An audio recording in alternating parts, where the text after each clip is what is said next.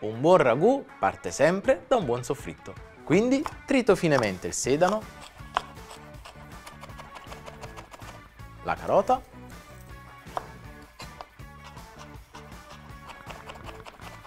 e la cipolla.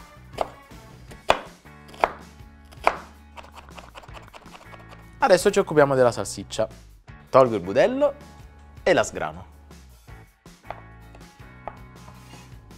Nell'olio caldo verso la salsiccia.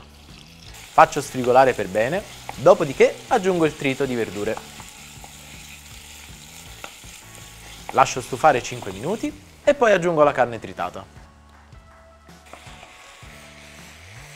Lascio rosolare il tutto a fiamma alta, mescolando di tanto in tanto. È arrivato il momento di sfumare. Aggiungo la passata e risciacquo il bricchetto con un poco d'acqua.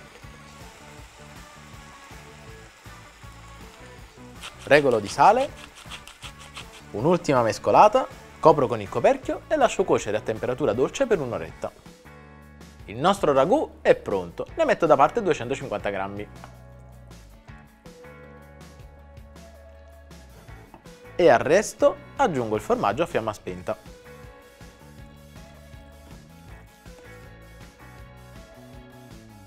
Lo lascio intiepidire e poi metto in frigorifero. Ragazzi, adesso prepariamo la pasta fresca.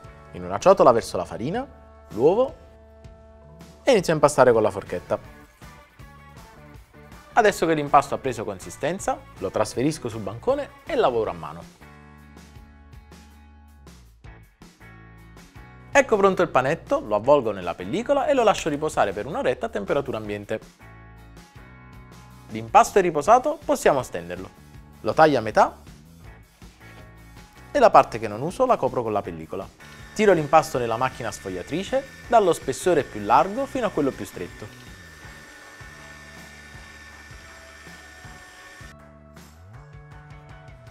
Pareggio i bordi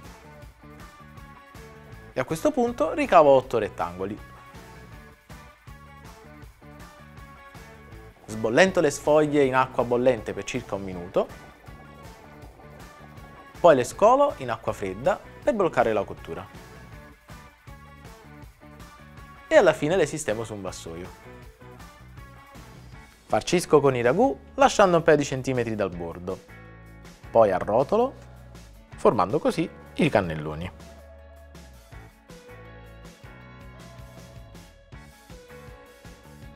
Prontissimi per la composizione.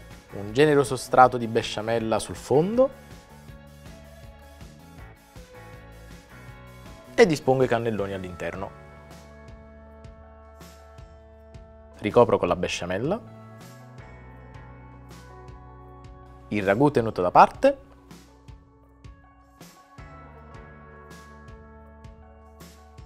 e infine col parmigiano grattugiato. Portiamo la nostra teglia in forno a 200 gradi per 15 minuti, dopodiché per ottenere una crosticina dorata passiamo in modalità grill a 240 gradi per circa 5 minuti.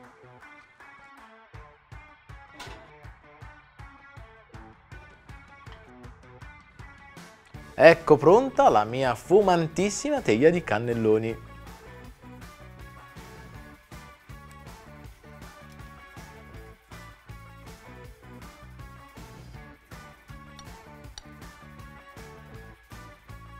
Prontissimo per l'assaggio. Mamma mia ragazzi, buonissimi.